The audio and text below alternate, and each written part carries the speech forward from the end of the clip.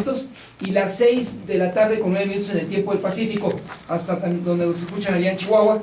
Don Juan Ayala Rivero es el tercer presidente en la historia del Sindicato Único de Trabajadores de Gobierno del Distrito Federal, por el cual han transitado grandes figuras. Recuerdo a un nuevo leonés como elevadorista en el antiguo Palacio de Ayuntamiento, pero después como un presidenciable, de elevadorista a presidenciable. Y esas son las bondades que tiene, le pregunto al abogado Juan Ayala, pero también dirigente del Sindicato Único de Trabajadores del Gobierno capitalino, la representación legítima ante poco más de ¿cuántos representados? Buenas noches y gracias por acompañarnos en esta que es su casa informativa, junto con la plana mayor del Sindicato Único de Trabajadores del Gobierno del Distrito Federal. Don Juan. Gracias, Federico. Buenas noches a ti, doctor auditorio.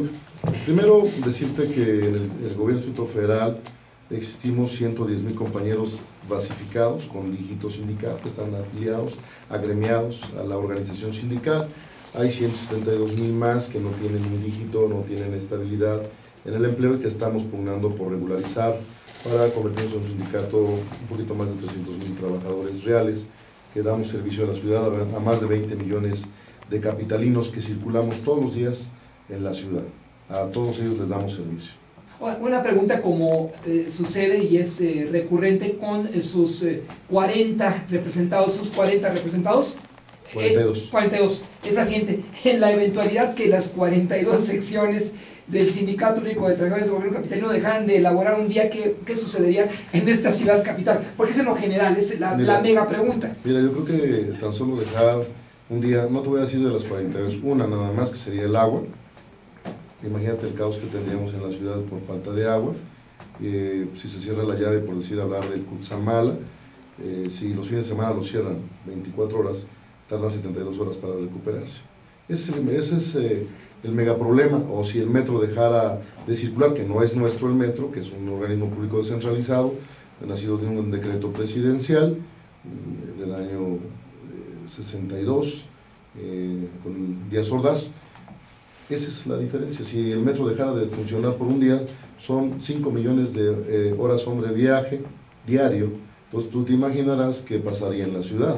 Así como eso la basura, así como eso reclusorios, así como eso finanzas. Yo creo que eso es lo que no se debe permitir en la ciudad, dado que los capitalinos pagan sus impuestos y nosotros como trabajadores estamos a la disposición de hacer nuestro trabajo lo mejor posible con los elementos que tenemos. Y eso es algo que nos hemos comprometido los 42 representantes de las diferentes secciones sindicales a decirle a la ciudadanía que estén tranquilos, que estamos trabajando para ellos y que vamos a dar un buen resultado. En tiempos recientes y la pasada administración, todavía en los inquilinos o los oficiales mayores de los jefes de gobierno les marcaban distancia a sus representados, y tan es así que a través de la práctica del outsourcing prescindían de sus servicios. Sí, mira, yo creo que hay una manera diferente de ver de parte del jefe de gobierno, el doctor Miguel Ángel Mancera, a quien nosotros como trabajadores estamos sumamente agradecidos. Primero, porque hay que decirlo, y hay que decirlo fuerte, y hay que decirlo claro. En la pasada revisión de los trabajadores tuvimos un avance importante de más de 30 años de retraso en aspectos salariales. En los contratos generales de trabajo. En las condiciones generales de trabajo. El doctor Mancera, siendo un hombre sumamente humano, sumamente consciente de la realidad de sus trabajadores, fue consciente de hacer algo, trascender para que los trabajadores tuvieran un beneficio real. Lo tienen, estamos mejor, no estamos bien, estamos mejor. Y que decirle a la ciudadanía que esto no le costó un peso más, porque se hizo gasto eficiente, que es importante. Y este gasto eficiente, ahora con el oficial mayor, el maestro Edgar Armando González Rojas, es el oficial mayor de la organización, del Gobierno del Distrito Federal. Sumamente hemos encontrado diálogo y hemos encontrado correspondencia de trabajo. Hoy hay un respeto irrestricto a las condiciones de trabajo, hay un respeto irrestricto a los secretarios, a la estructura sindical, respeto que se ha dado en todas las direcciones, incluyendo la Dirección de Administración de Desarrollo Personal, por el licenciado Miguel Ángel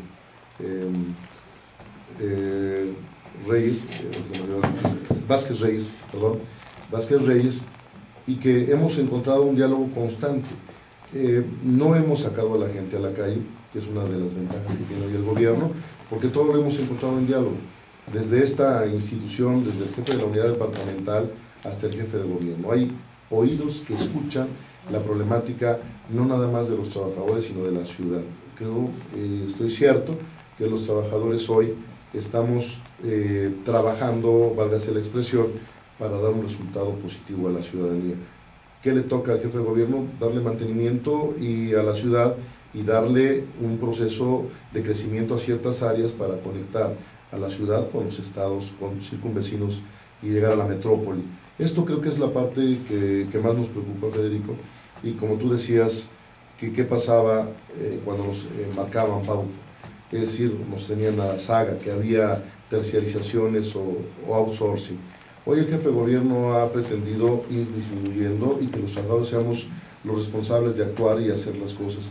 Yo creo que un trabajador bien pagado es un trabajador que da resultados, un trabajador que se ve estimulado, es un trabajador que va a entregar el 100% en favor de la ciudad. Y nuestros trabajadores, nuestros compañeros son trabajadores muy bien pagados, ¿sí? O deben ser bien pagados, no lo son hoy. Entonces tenemos que trabajar para ello. ¿A qué vamos? A profesionalizar la parte salarial. ¿Qué significa esto? Que se pague al trabajador para que, por base de la función de carácter profesional, tenga un salario que lo lleve y que lo dignifique en la función que hace.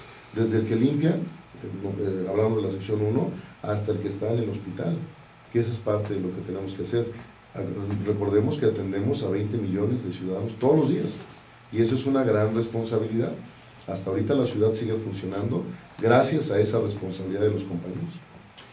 En breve, o si no es que en este periodo ordinario de sesiones, la Cámara Alta, que es la Cámara de Origen, procesará una reforma política para la Ciudad de México. Desde luego, con o ventajas o desventajas, pregunto, para el Sindicato Único de Trabajadores de Gobierno del DF, ante la desincorporación de diferentes servicios. Mira, yo creo que es uno de los temas principales que no es nuevo.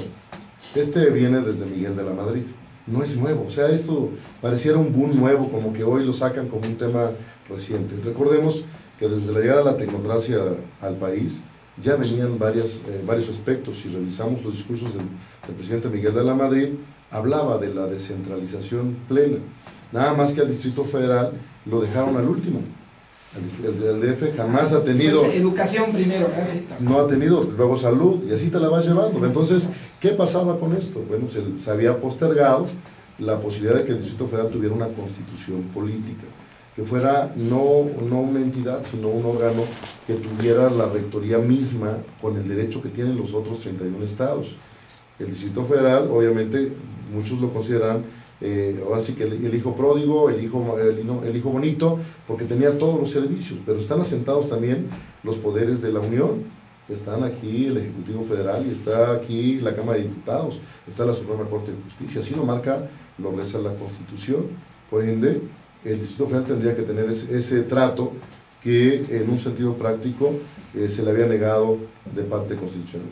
Y hay muchos ejemplos en el mundo donde inciden el gobierno local y el gobierno federal, haciendo una simbiosis de trabajo armónico que hoy el jefe de gobierno, insisto, muy inteligentemente ha logrado para los ciudadanos obtener lo que le pertenece a la ciudad para dar la respuesta hacia todos los capitalinos. En su perspectiva, ¿favorece al Sindicato Único de Trabajadores del Gobierno del Distrito Federal una actitud de colaboración con el Ejecutivo Federal, a diferencia de confrontación que marcó a los antecesores? Sí, mira, yo creo que favorece a todos, favorece a la ciudadanía, favorece a los trabajadores, favorece al gobierno, yo creo que nos favorece a todos, porque el diálogo te permite lograr objetivos para beneficios de mayor alcance. No podemos vivir en una situación de confrontación constante, porque eso nos lleva a romper cualquier acción y cualquier posicionamiento que pueda mejorar la ciudad. Permítanos asistir a una breve pausa y regresamos después de este corte. Señor tercer presidente en la historia del Sindicato Único de Trabajadores del Gobierno del Distrito Federal, acompañado, repito, que no se piense a futuro, por la plana mayor, 7:19. Señor presidente, vamos a retomar esto al aire. ¿Quién garantiza a usted y principalmente a sus más de 100,000 representados que en el futuro y basado en los términos de la reforma laboral, la apuesta sea desaparecer al sindicato por estas relaciones de la individualidad que nos dijo antes de regresar? Sí, mira, yo creo que hay un tema que se llama reforma laboral. Y al entrar al tema de la reforma laboral, estableces los contratos individuales, los contratos a prueba, los contratos de capacitación, que no dan garantía de nada, porque no hay una garantía de continuar en el trabajo. Así se hace el más efectivo o no se hace el más efectivo. Si el empresario te quiere correr, te corre y se acabó, porque como no tiene un compromiso, lo deja. ¿Quién da la garantía? Los propios trabajadores en su propia organización. ¿En torno a qué? En torno a quienes dirigen la posición en este momento de cualquier organización sindical. Porque, desgraciadamente, dicen, hay una frase muy mala que dicen que el mejor sindicato es el que no existe. Y obviamente, muchos empresarios están contentos cuando no existe ningún sindicato, porque no tendrían que pagar ninguna prestación y no tendrían que pagar ninguna situación de esta naturaleza. ¿Y a qué se refiere este caso? Hablamos de los sindicatos de protección, que tanto se ha hablado, ¿no? Pero si hablamos de los sindicatos que luchan por sus trabajadores, que son los propios trabajadores, encontraremos muchos sindicatos que hacen esa buena función. Y además, ¿quién produce la riqueza? No son los patrones con su dinero, son los trabajadores que producen la riqueza a través de transformar esa economía en más riqueza. Señor presidente, habla usted de los tiempos de Marx. No, es que es un tema de actualidad. Marx tal vez lo estableció en su momento de gran brillantez, pero se está reflejando en la actualidad, ¿sí? Están acabando con el estado de bienestar para hacer una neoliberalización de todos los rangos que puedas encontrar, financieros, en el caso laboral, en el caso de salud, en el caso... Esas reformas llevan a que el estado de bienestar, el estar estable, el que la ciudad esté tranquila, el que produce la riqueza tenga la aspiración de mejorar, no obligado a una situación de sacrificarse, sino obligado en el hecho de capacitarse para mejorar. Y eso es algo que no se está viendo. Y si lo vamos analizando, vas revisando que la producción de empleo no hay. Ante un contexto adverso, sin duda, a la clase trabajadora, señor presidente Juan Ayala Rivera, ¿cómo explicarle a la audiencia, a sus representados, que el gobierno capitalino les haya destituido a ustedes después de varias negociaciones en las condiciones generales de trabajo mejores, satisfactorias de vida? Mira, yo creo que una de las partes que podemos explicar es muy sencilla. Trabajamos para ello junto con el gobierno. No hicimos a nada extraordinario que no se pudiera plantear en una solución. ¿A qué me refiero?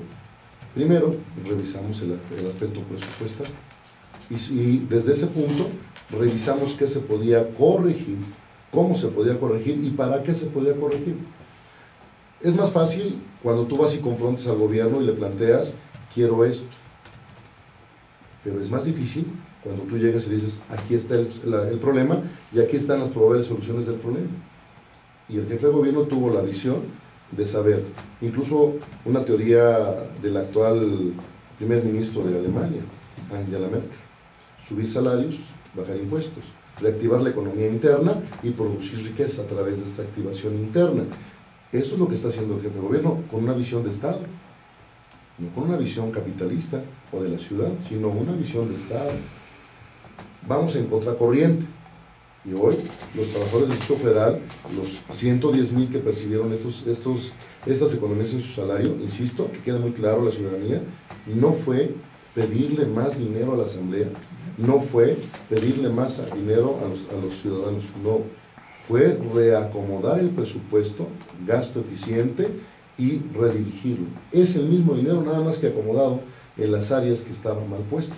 Dado que algunos partidos en la asamblea, sexta asamblea legislativa, como el PAN, decían, eso es gasto corriente, ¿dónde está el compromiso del jefe de gobierno de contenerlo? Bueno, yo nada más te preguntaría, si habláramos del PAN, y hablando de un tema político que no me quiero meter, yo preguntaría, ¿qué hicieron en lo federal?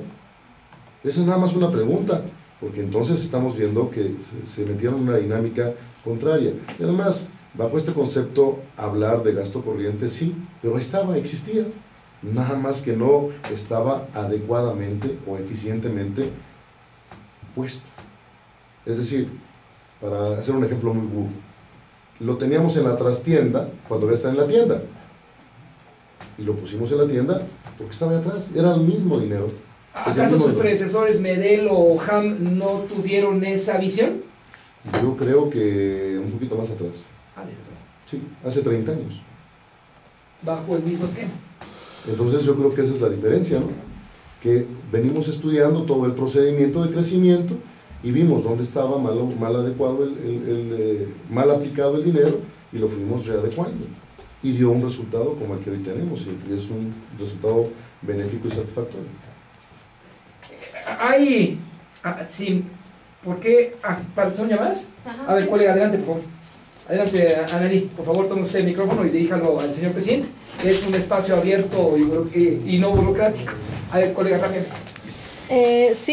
Jaime Carmona de Iztapalapa pregunta que por qué los patrones o las autoridades apoyan más al personal de confianza y no al personal de base en derechos laborales y sueldo. Uy, es muy sencillo, es como los eventuales, los honorarios, los meritorios, todo aquel que se puede ser explotado. Es muy sencillo. No trabajas, te corro. Y entonces, como está obligado por ley, si es de confianza, tiene que trabajar más, no importa lo que tenga. Ahora que la ley es así como interpretativa, muy sencillo, si lo marcamos en el burocrático, la cuarta y quinto establece quiénes son de base y quiénes son de confianza. Pero hemos cambiado tanto la ley, o hemos brincado la ley, porque la ley nada más habla de dos tipos de nombramiento. Y aquí tenemos honorarios, meritorios, eventuales, contratados por Seguro Popular, contratados por autogenerados. Entonces tenemos un mundo de violación a la ley que de repente hay que ir corrigiendo. Insisto, son 30 años de lo que el trabajador del GDF había sufrido esperando al bueno. Más que cuando llegó el bueno todavía creen que no ha llegado. Por eso seguimos trabajando para dar un resultado. Recientemente la Federación de Sindicatos de Trabajadores al Servicio del Estado, la FETSE, inició negociaciones por un acuerdo con Hacienda que regularice a 210,000 trabajadores, de los cuales 172,000 son del gobierno capitalino. Sí, claro, hablamos de los precarios. En este caso es un acuerdo donde el senador tuvo bien convidarnos de esa invitación con el señor presidente, el secretario de Hacienda y obviamente varios organismos sindicales, obrero-patronales, donde se habló de la precarización de este tipo de trabajadores. ¿Quiénes son? Los que acabo de mencionar, que están ahí, que ya son gasto corriente, pero que no tienen la seguridad social, no tienen garantías de ninguna índole que marca la ley. Por eso, el senador hábilmente hizo el acuerdo con el gobierno federal para regularizar, no nada más a los que están en el federal, sino también a nosotros nos considera dentro de ese tema y estamos trabajando para ello fuertemente. De las redes también hay preguntas que se generan, colega José Luis. Claro que sí, tenemos una del señor Ramón Galicia que nos dice: ¿qué estabilidad tiene el sindicato de trabajadores del DF para que algún día no desaparezca como lo hicieron con el sindicato de Luz y Fuerza y con el sindicato de Pemex, ya que he escuchado que también lo quieren desaparecer? Saludos a don Juan Ayala. Gracias, muy amable, don Luis. La verdad es que nosotros hemos centrado nuestra fuerza y estabilidad en los 42 dirigentes, en los 86 concejales y toda la organización conjuntamente con los trabajadores. Creo que la parte fundamental de esto es que hay una unidad y estabilidad al interior de la organización. Es un trabajo que tomamos en forma colegiada, no es del dirigente que está al frente de la organización. Nos sentamos los 42 secretarios y discutimos el tema o los temas que vamos a plantear, y esto es como nos ha llevado a establecer mecanismos. Otro de los garantías que nosotros consideramos que nos da resultado es ir a las asambleas públicas con los trabajadores y vamos a que nos digan lo que nos tienen que decir. No lo digo al aire porque es un programa abierto, pero ya se imaginarán lo que a veces nos tienen que decir los trabajadores, y a veces tienen razón, porque a veces los dirigentes cometemos el error de creernos que sabemos todo y realmente no sabemos. Muchos de los asuntos que se han visto han sido de los trabajadores que nos han comentado las necesidades y nosotros las hemos transformado en acciones para dar un resultado. Permítanos asistir a una nueva pausa, son las 7:32. Nos acompaña el tercer presidente del Sindicato Único de Trabajadores del Gobierno del Distrito Federal, Juan Ayala Arriaga. Aquí Juan Ayala Arriaga, Liceo Juan Ayala, además, de tiempo atrás, inició, sin dejar de atender las responsabilidades primero de su sección, retomó la carrera, se tituló, es licenciado y tiene pues ahora la visión desde el punto de vista del derecho laboral de proteger a sus representados. Pero eso también me obliga a preguntarle, señor presidente, ¿hasta qué punto puede mantener, desde luego no lo dejarían a usted asumir una posición sumisa, pero si se vale el término de sumisión para avanzar y lograr las condiciones generales de trabajo. No, yo creo que no. Yo creo que hay una parte que es fundamental y no se puede atentar contra la inteligencia de la gente, jamás. No hablamos de sumisión. Mucha gente, sobre todo aquellos que son los enemigos del crecimiento, hablan de sumisión porque así conviene. Yo me pregunto qué ha pasado con toda esa parte independentista de los sindicatos y dónde han estado, dónde han llegado. No, nosotros creo que hemos hecho algo de poderlo decir sin que sea presuntuoso, algo inteligente en favor de todos. Negociar por todos y conciliar por todos. Es decir, como trabajador, la necesidad es, una, tener más economía y buscar y aspirar a mejorar en mi vida personal. Y hablo como trabajador, no como presidente. Eso es lo que siente el trabajador. El que barre quiere tener un poquito más de dinero para llevar a su casa, pero también aspira a ser jefe en algún momento. Entonces tiene que prepararse para eso, y lo hace. ¿Qué pasa cuando llegan gentes que no son jefes y los incrustan para mandar? Viene todo el desastre porque no conocen el mecanismo de trabajo. ¿Aunque sean médicos? Aunque sean médicos, disculpen, ingenieros. Todos aquellos que salen de la universidad salen con una idea, y cuando llegan al mercado público encuentran otra. Entonces, esa es la adecuación momentánea. ¿Qué le llevan de ventaja a quienes han estado ahí? Eso, la experiencia, el conocimiento de la propia experiencia, y eso se va haciendo. ¿Qué pasa con hablar del caso médico, los residentes? Ese es el tema. Van preparándose para cuando pasan a tomar decisiones, ya no es lo mismo que tú seas el responsable a que yo sea el responsable. Entonces ya tomamos y asumimos una vertiente diferente. Por eso creo que la importancia está en la preparación. Nosotros estamos en la disposición de prepararnos e ir más allá. Y un ejemplo, y mis compañeros lo saben, es que estoy terminando la maestría en la administración. Entonces no nos estamos quedando ya en el tema, estamos más allá, porque la ciudad requiere eso, preparación, para que la ciudadanía sepa que paga a gente preparada. No lo hablo por mí, lo hablo por todos mis compañeros que por muchos años, fíjate, nada más voy a darte un dato, tenemos 114 compañeros de 70 años de servicio. Deben tener como 80 o 90 años de edad. Y siguen trabajando, están vigentes, y van todos los días a chambear, están ahí puntuales, y hacen su trabajo. No necesita quien los supervise, porque los hombres conocen perfectamente el sistema, y están haciendo la función todos los días. ¿Qué valor, importancia ofrece dentro de la democracia que se practica al interior de su sindicato y del de 100.000 similares a usted, estos procesos recientes en los que la base se ha manifestado por la continuidad, que no reelección, de algunos cuadros? Mira, yo creo que hay una cosa que es fundamental. Nosotros sufrimos un procedimiento en pasadas administraciones donde lo importante era el presidente, y se le dio una continuidad al presidente hasta en 2 ocasiones, pero se olvidó de lo fundamental, los secretarios. Había un comité de 4 años y había secretarios de 3 años. Entonces, ¿qué permitía eso? Pues que aquí, en el comité ejecutivo, prolongaran el mandato y los secretarios fueran como hormiguitas, pasaran y pasaran y pasaran y pasaran. No había una continuidad en el trabajo, no había una estabilidad en el trabajo, y había una de grilla. No había orden. Y esa es la diferencia. ¿Qué pretendemos nosotros con esto? Primero, regularizar lo que está mal, que es el hecho de que el comité sea de 4 y los secretarios de 3. Emparejamos y empatamos el primer procedimiento. Segundo, darle continuidad al trabajo implica llegar a los objetivos que nos planteamos desde el principio, es decir, llegar al nuevo secretario, que no sea de cualquier sección, sino uno nuevo, en lo que se adapta, en lo que va el procedimiento, en lo que entiende. Ya estaremos trabajando con el siguiente secretario. Entonces, ¿qué pasa con el compañero que viene ya en la continuidad del trabajo que viene desarrollando en la sección? Darle, primero, base a lo que ya se inició, y segundo, proyectar el siguiente procedimiento. Y en ese sentido, una de las ventajas que tenemos es que no es impuesto, es democracia. Van a la base y la base avala este procedimiento. Que no es lo mismo decirle, compañero, quédate ahí, o hacerlo desde el escritorio, para que la base ni siquiera tenga decisión en este proceso. Permítame ofrecer a usted más preguntas de las redes, colega José Luis.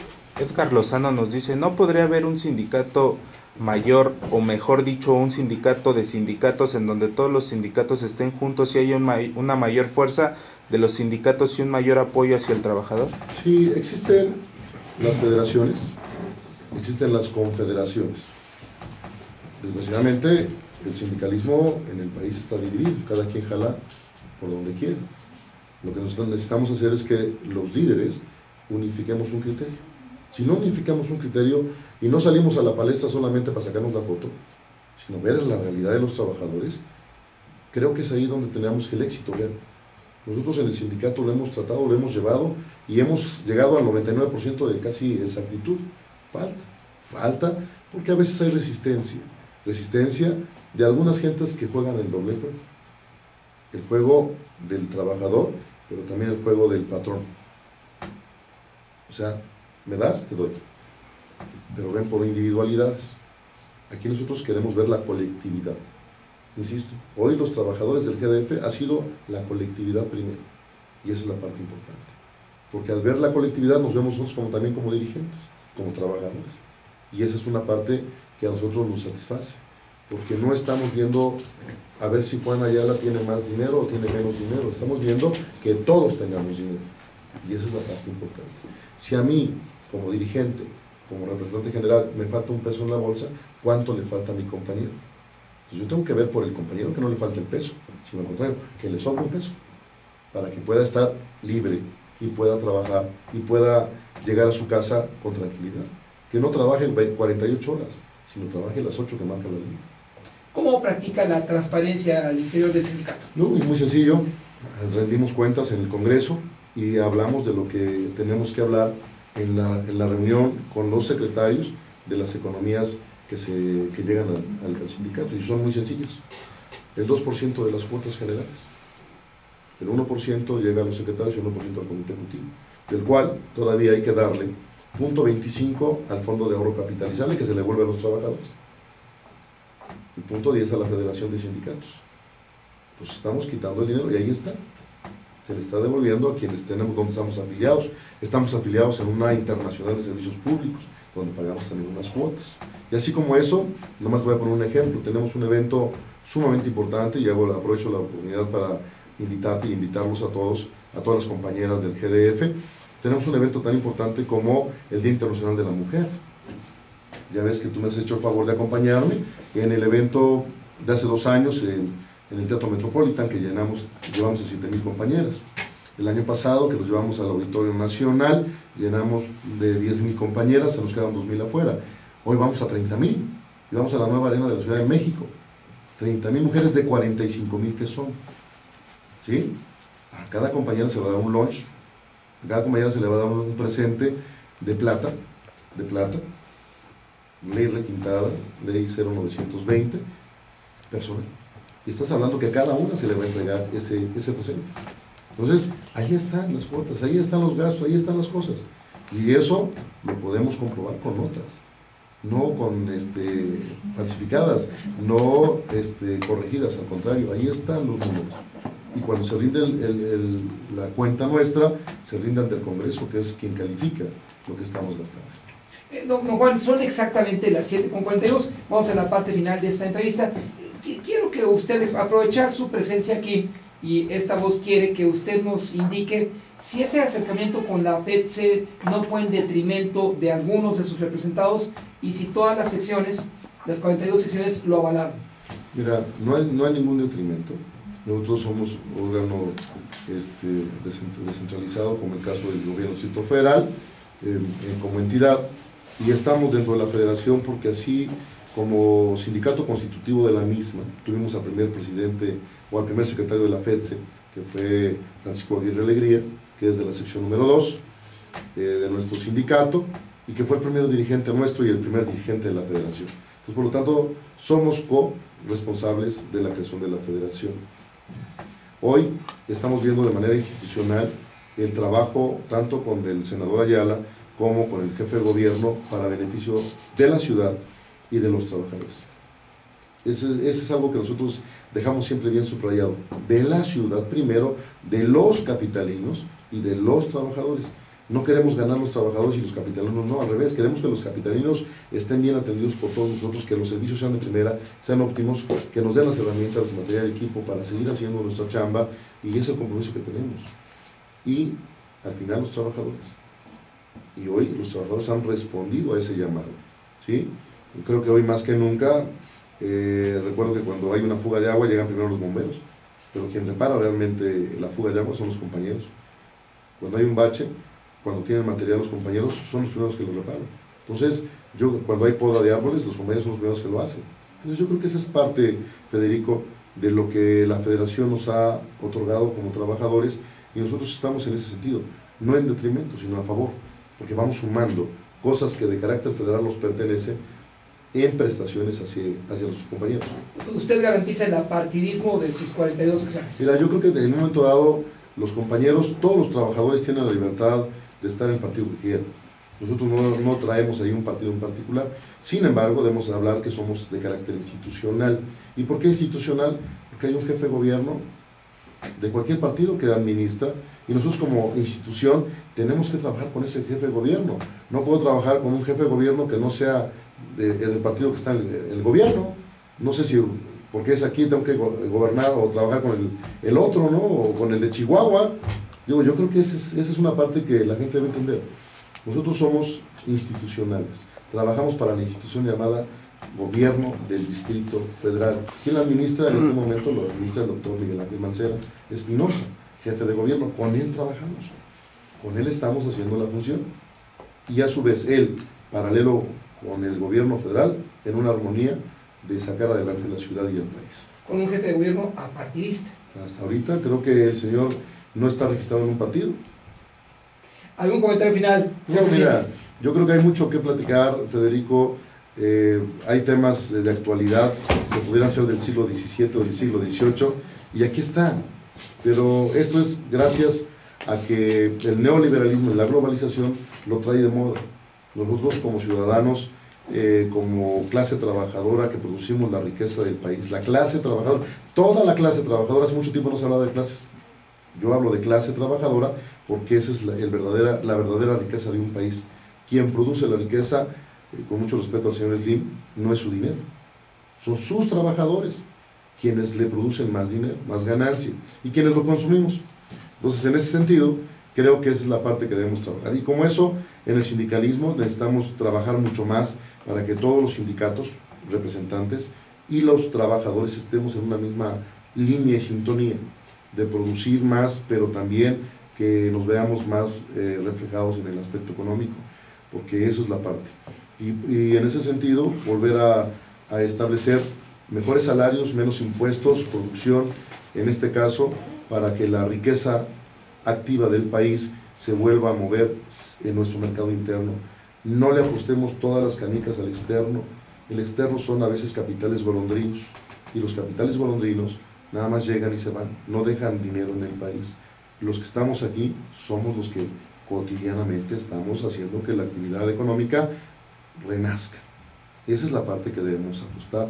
Y tres, yo creo que la parte fundamental es que el gobierno dé la certidumbre para que las empresas tengan una estabilidad en la ciudad, que lo ha hecho el jefe de gobierno, y en el país el presidente de la República, para que haya más empleo. En ese sentido, a lo mejor el gobierno no puede producir el empleo, pero puede dar las líneas y certidumbre para que éste se genere. Las reformas ahí están. Yo creo que será tema de otra discusión, porque las reformas, tengo a mis asegúnes, y todavía las que faltan, todavía hay muchas más, y yo siento que el neoliberalismo está avanzando demasiadamente y que vamos a entrar al mercado libre completamente todos, y quienes tengan dinero para comprar, pues tendrán dinero para vivir, y quienes no tengamos dinero para comprar, pues tendremos que andar mendigando, buscándolo para poderlo sustentar. Y por último, nuevamente invitarte, Federico, para el viernes 7, tengo 2 funciones. No soy Luis Miguel, espero llenar la nueva arena de la Ciudad de México, reconociendo a las mujeres por su lucha.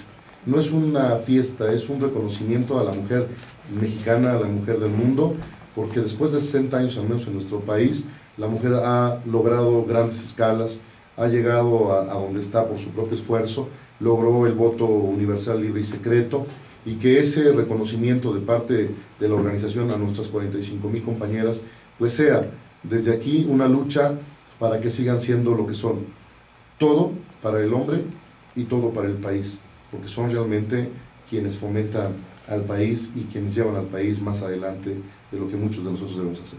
Muchas gracias, señor presidente, por su visita aquí en el 760 del Cuadrante. Gracias, Federico, a ti y a tu auditorio, un saludo. Y por tercera ocasión, gracias a la plana mayor. Son las 7:49.